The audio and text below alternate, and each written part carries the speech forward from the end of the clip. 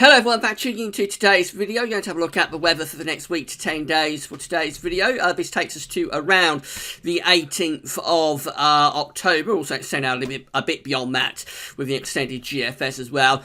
We'll also have a look at CFS V2 for the next month, so that takes into the start of November, and we'll begin by having a look at what's going on in the tropical Atlantic, because things are getting quite interesting there once again. But before all of that, I'm going to say a big thank you to Gazovi's latest patrons and donors. So let's deal with our patrons first of all. We've got 2 new patrons, so we're now up to 31 patrons. Been trying to get to 30 patrons. Actually gone over 30 patrons now to 31. So I've got to say a big thank you to Neil Fennell, who has become a patron of Gazovic, and also a big thank you to James Webber.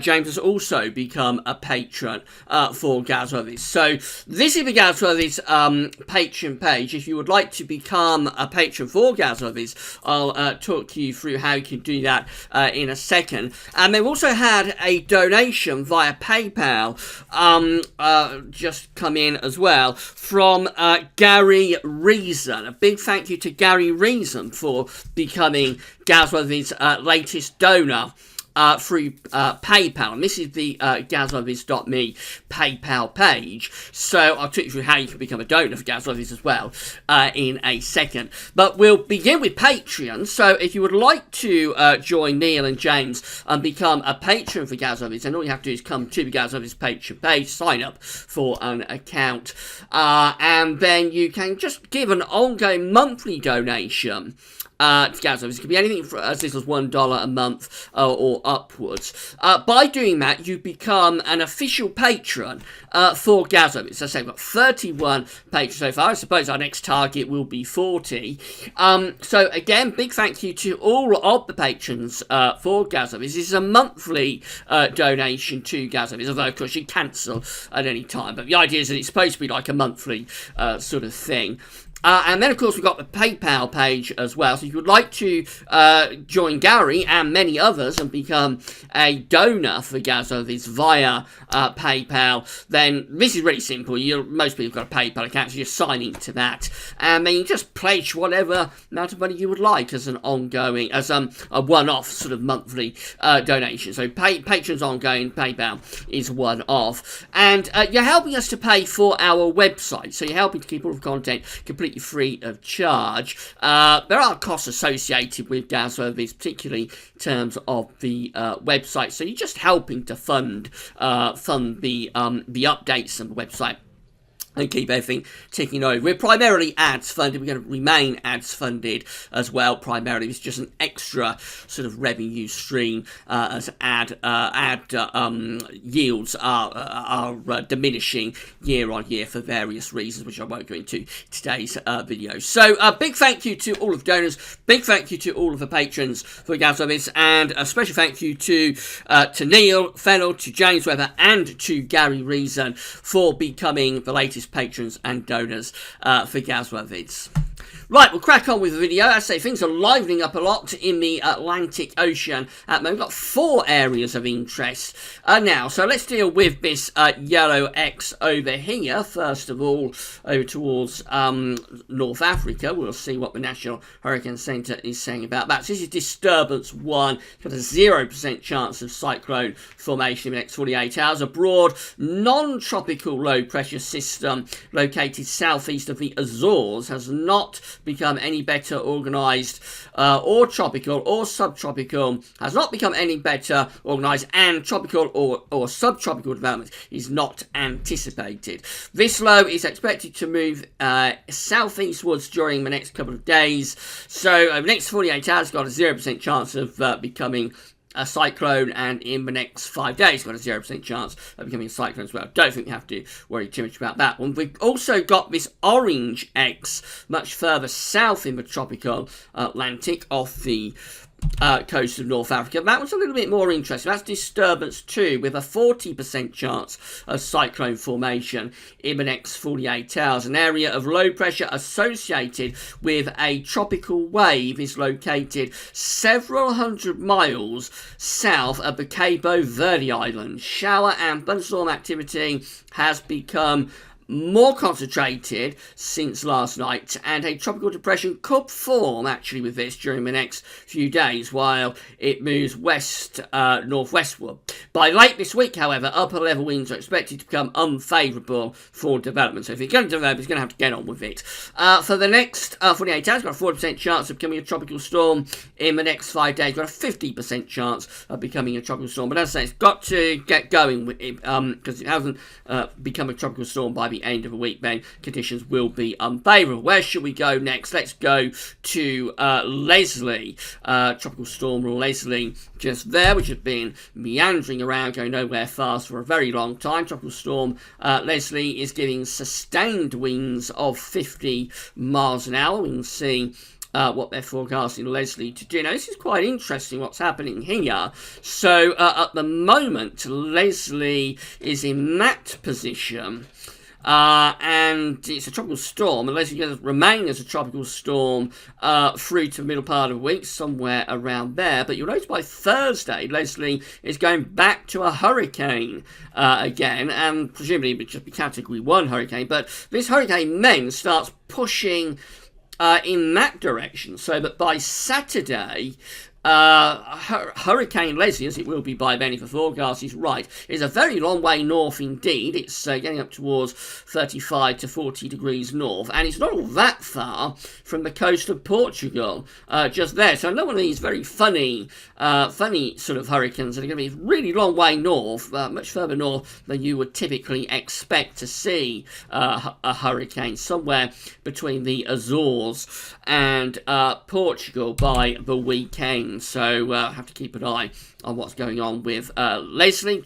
At the moment, Tropical Storm Leslie eventually will become Hurricane Leslie again. And then also we've got Michael over here in the Caribbean. I told you things were livening up, didn't I? So let's see what's happening with Tropical Storm Michael. It's giving sustained winds of 70 miles an hour, so gusts will probably be up to 100 miles an hour, and this is what National Hurricane Centre is forecasting to happen with Tropical Storm Michael. So very shortly, this is going to become a hurricane. If this is right today, we can expect Tropical Storm Michael to become Hurricane Michael, and then Michael is going to push northwards in that direction and heading for this southern coast of America. So somewhere between like Florida, Georgia, Alabama, that sort of area, maybe Mississippi, those sort of areas are at risk of getting impact from what is going to become Hurricane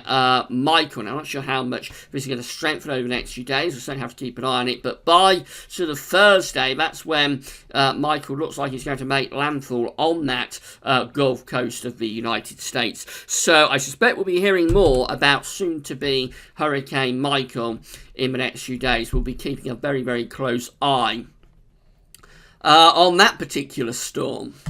So with all this going on in the Atlantic, obviously model reliability again in the next few days is going to be very, very low. We have seen lots of chopping and changing with the computer models over the past few days. I expect more of that to continue with so much going on in the Atlantic Ocean in the next few days. These are the 500 millibar height anomaly flowcharts for the next week to 10 days. We've got the ECMWF here on the top, and the GFS, which we'll have a look at in a moment, is on the bottom, 500 millibars. CFS V2 is an area in the absolute high pressure, low pressure are being moved around by a jet stream running above. Blue extrapolates to low pressure, and orange and red are extrapolating to high pressure. So in the 7 to 10 day time frame, we've got the below average heights to the north northwest of the British Isles with those blue colours, and then we've got above average heights down to the south. Quite a strong jet stream is coming across the Atlantic as well. So in the 7 to 10 day time frame, the ECMWF does look really quite unsettled indeed. We are opening the door to the Atlantic there, and that's really quite unsettled as we're going into the 7 to 10 day time frame. The GFS looks different, as it often does these days. It's very rare that we get the two models in agreement for the 8 to 10 day time frame. So with this one, we've got a much stronger ridge over and to the east of the British Isles, with the below average heights in the Atlantic tending to look rather weaker. The flow is coming across the Atlantic and doing something a little bit like that. So we're bringing up quite warm air from the south there with that, and with high pressure very close to us, actually there's a reasonable amount of settled weather going on up to the 10-day time frame as well. So the east end of Earth, it's a more unsettled and the cooler of the two. The GFS is the warmer and more settled run out of the two of them today. These are how the GFS temperature and precipitation ensembles are looking at Birmingham in the Midlands today. So the red line here is the 30-year upper air temperature average for Birmingham. And we're starting off pretty warm, actually, at the moment. And going to get warmer, if anything, over the next few days. Then we get a bit of a dip in the temperature coming up around Thursday, just temporarily. Then over the weekend, the temperatures are lifting off again, going really quite warm. So this is Indian summer sort of stuff. I think we're going to be seeing temperatures up to the mid-20s Celsius, both in the middle part of this week and then possibly again over the coming weekend. Now, after that, we are seeing the temperatures lowering. It takes a few days to do it, but eventually, as we go into the second half of the month, that's 15th of November, just there, so this is all second half of October stuff. As we go into that second half of the month, we do see the temperatures cooling down quite a bit. So, starting warm for the first week, and then second week turns quite a lot cooler. As I say, it does take a few days to do that, though, to push that cooler air through. And this is all unreliable stuff, though there appears to be pretty good agreement. It is in the unreliable time frame of the ensemble. So, just have to wait and see on that. As far as precipitation is concerned, more rainfall spikes are appearing. So, lots of dry weather going up around Thursday. Then we've got some wet weather to push through during the course of Thursday. Then over the weekend, it's not totally dry, actually, even though the temperature is lifting up here over the weekend again. There is more in way of precipitation around. And also as we go through the second half of October, it is turning gradually more and more unsettled through that period. So seemingly cooler and more unsettled is the way this is going into the second half of October. But before that, have got a bit of an Indian summer to be dealing with. Temperature anomalies are looking like this from the 8th to the 16th of October, coming out warmer than average for the UK and Ireland. In fact, all parts of Europe are coming out substantially warmer than average. This has gone back to how it was looking in the middle of the summer, really, when we had the heat wave. So most parts of Europe, again, coming out very substantially warmer than average in weekend. The UK and Ireland included in that.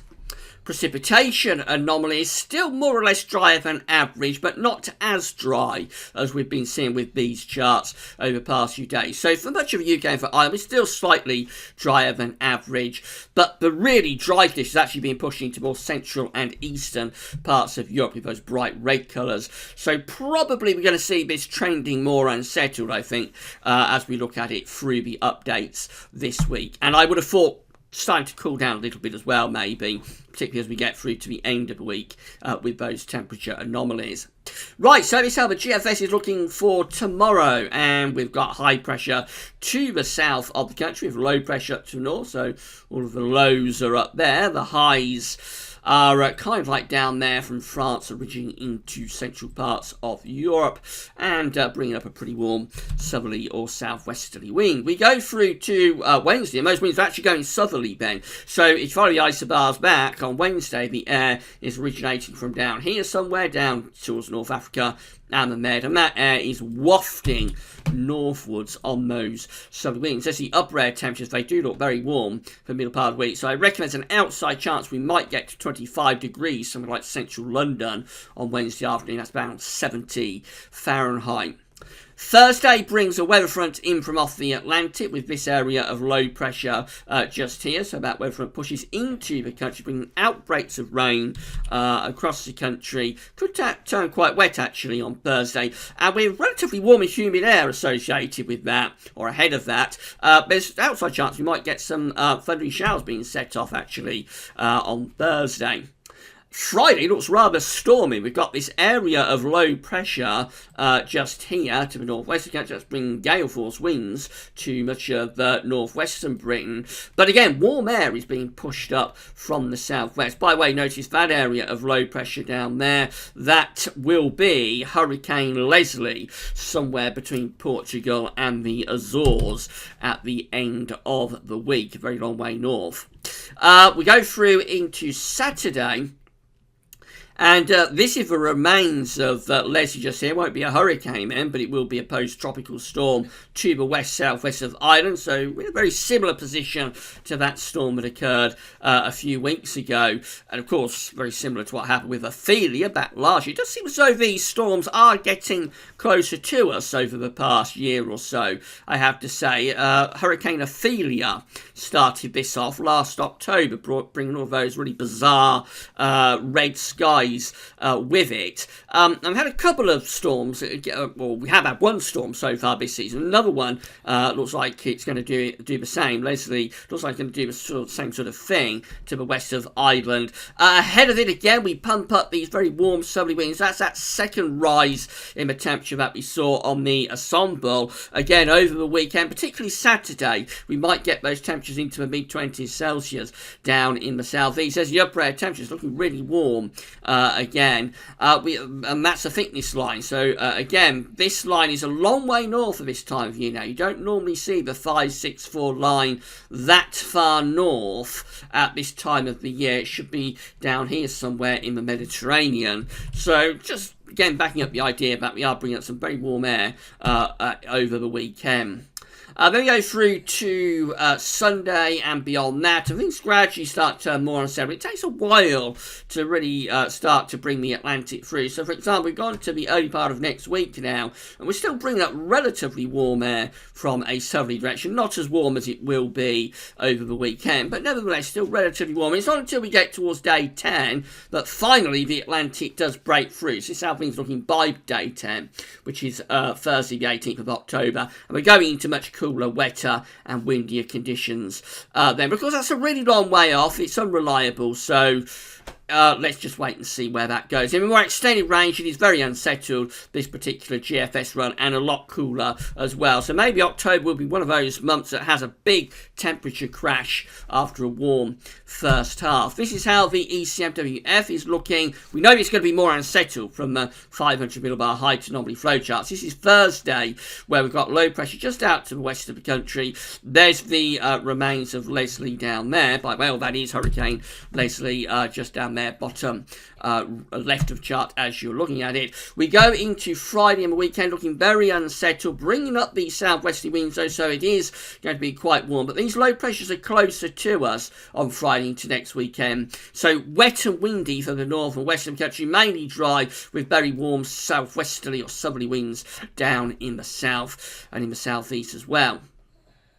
That's going through to Tuesday, and Hurricane Leslie, or the remains of Hurricane Leslie, then heading towards Portugal, just there, not being brought up towards us like the GFS is doing with the remains of that storm. But it does look unsettled. We're in that westerly flow, and this might be another sort of storm or hurricane just over there towards Newfoundland, actually, on Sunday, 14th of October. That heads towards us as an area of low pressure, and we saw it on the height anomaly flowcharts that the ECM is very unsettled in its extended range. So this is how we're looking going up towards day 10, going into classically wet and windy and a lot cooler conditions as well. Finally, the GEM looking like that, and we've got southerly winds Wednesday to Thursday, so quite warm but unsettled. Weekend weather prospects look like this. Very warm southerly winds for England and Wales. Low pressure out to the north and the west. There's the remains of Leslie just there off the north coast of Portugal on Sunday, and then into the early part of next week, well, Leslie gets absorbed in this area, into this area, low pressure in the middle of the Atlantic. All the time, though, keeping the winds up from a southerly direction, so certainly the first half of October looking a lot warmer than average. That's how things looking at day 10, which is the 18th of October. And still the suggestion that high pressure is close to Scandinavia. So at this point, never really breaking the Atlantic through. So there is a lot of uncertainty here from as early as around sort of Saturday, Sunday onwards, to be honest. A lot of uncertainty, and that just continues through into next week. Finally, just having a look at the charts from CFS V2. So these are the 500 millibar height tsunami flow charts broken down into week periods. The first week period will take us from the 8th through to the 14th of October, with above average heights in the week ahead to our east and below average heights out to the west. And we bring the flow and the jet through like that. So it's a bit of a battleground sort of week, actually, this week. But we are bringing up these very warm southerly winds between the high pressure to the east and that low pressure out to the west. Week 2, which is the 15th to the 21st of October, looks like this. Very unsettled, below average heights moving in from the Atlantic. Jet stream dipping down a little bit as well. So that's a lot cooler and a lot more unsettled for the third week of October with CFS V2. This is week 3, it's the 22nd to 28th of October, with again below average heights to the north of the country, but we have got above average heights down to the southwest. We bring the jet stream through like that. That looks rather cool and unsettled again. And then we go through to week 4, which is the 29th of October to the 4th of November, with below average heights again to our north, but above average heights strengthening down to the southwest. And that could be a drier but very mild end to October, start to November, as we bring that air up from the southwest. Temperature anomalies in the week ahead are forecast to be substantially warmer than average from the 8th to the 14th of October. Week 2 temperature anomalies a little bit cooler than average in that week. So quite a cool down taking place from week 1 to week 2. Week 3, the 22nd to 28th of October, that one comes out close to average with the temperature anomalies. And then week 4 actually goes a little bit milder than average at the very end of October through to the start of November. That's the 29th of October to the 4th of November. Precipitation finally, and the week ahead is wetter than average from the 8th to the 14th of October, particularly so for the north and for the west. Week 2 precipitation is close to average, a little bit wetter than average though up in the north. Week 3 precipitation, again, hints at being a little bit on the wetter than average side. And then finally week 4, close to average, the signal's weakening, but particularly for the north and west, possibly still even then hinting at being just a little bit on the wetter than average side. So that's how it's looking. A lot of uncertainty there. CFS is favouring more unsettled conditions really for the rest of October, but I'm not sure about that, to be honest. It does look as though from as early as around the weekend onwards, we have got quite a bit of uncertainty within the model output. How much will low pressure impact us? The GFS and particularly the GM are very, very slow in breaking the Atlantic through next week. The ECM is more bullish about breaking the Atlantic through, but is it right? It might not necessarily be right, although we do rate the ECM as the best of the model output. It's not flawless, and particularly when we've got so much uncertainty because there's all these storms and disturbances churning around in the tropics. Just adds extra layers of uncertainty for the models to deal with. What we can say, though, is that we are in some very warm weather in the next few days. So a bit of an Indian summer midweek, better cool down and some rain on Thursday before the temperatures possibly lift off again, particularly for southern and eastern parts of the country as we go into the weekend, before maybe cooling down by the time we get through to next week and breaking the Atlantic through. Right, so a lot to keep an eye on in the updates through this week. We will certainly be keeping you updated with all of the developments tomorrow, as well as your regular week to 10-day weather forecast video. We'll have a look at the ECM for the next 40 days for not just the UK, but for Europe as well. But that's all for now, and thanks for watching.